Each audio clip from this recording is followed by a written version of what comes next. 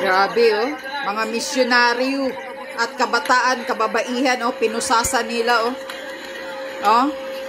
Ganito, kawalang hiya. Ha? Mga misyonaryo. Itong paglusob nila, ang atake nila nasa mga ordinaryong mga miyembro. Ayan, oh. Babae, oh. Tingnan mo. Nasa batas pa ba yan? Makatao pa ba yan? Yan ba ang mga law enforcer na para magprotekta sa taong bayan? Ha? Yan ba, Tory?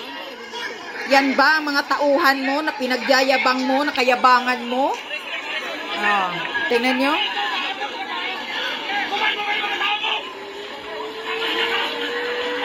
Putang ina, oh.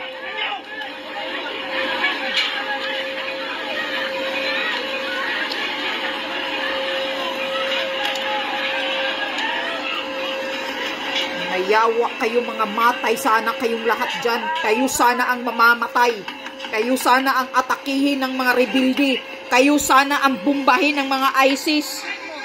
Lusubin sana ng mga ISIS ang mga pamilya ninyo para mararamdaman nyo ang mga panghaharas ninyo kung ano ang nararamdaman ngayon ng mga ordinaryong Pilipinong membro ng KOJC. Mga jutang ina ninyo. Sana papatayin kayo, may papatay sa inyo ng mga rebelde at mga terorista. Ngayon, kalaban na kayo ng mga ordinaryong Pilipino.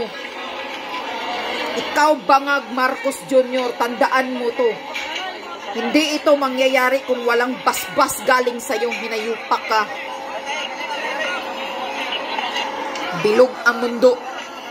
Magsisisi din kayong mga kapulisan kayo, mga abusado kayo. Magsisisi din kayo, mga ulanghiya kayo. Pati mga kababaihang misyonaryo o ginaganyan ninyo, mga kabataan. Mga kababaihan, no? Imagine, 2 ang namatay, 8 ang nag-collapse. At saka 2 daw ang nawawala. Aywan saan yung nawawalang 2, hindi pa nakikita daw. Tingnan nyo, saan yung nawawala? Siguro kinidnap na nitong mga hinayupak na to.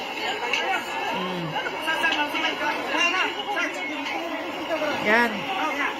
Tingnan nyo. Mga ordinaryong mga taong membro o misyonaryo, ginaganyan. Binubulabog ninyo ang tahimik, ang peaceful na kingdom of Jesus Christ, na imbis na maayos ang mga pamumuhay ng mga mahihirap dyan na tinutulungan ni Pastor Kibuloy, ginaganyan nyo. Mga walang hiya kayo.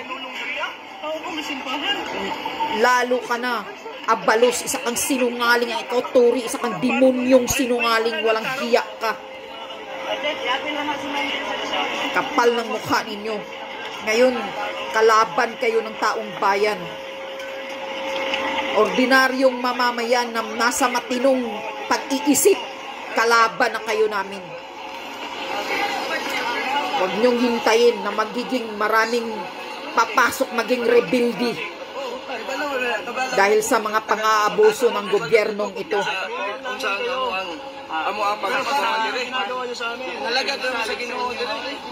Alagad ng batas na mga demonyo.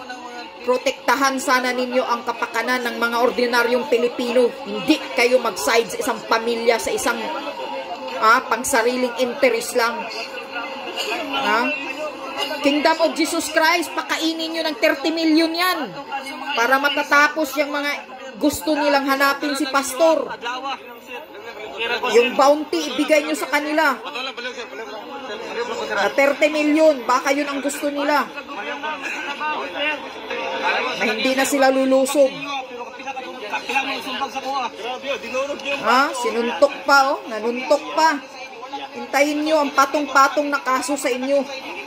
Tingnan natin kung mayroon pa kayong maipapalamon sa mga anak ninyo. Mga walang hiya kayo.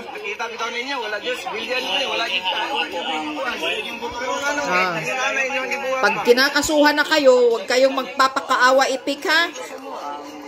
Tingnan natin kung makapag-retired pa kayo dahil hindi kayo palalampasin ng mga abogado ng KOJC. Mga anak ninyo ang sana ang haharasin ng katulad niyan. Mangyayari sana yan.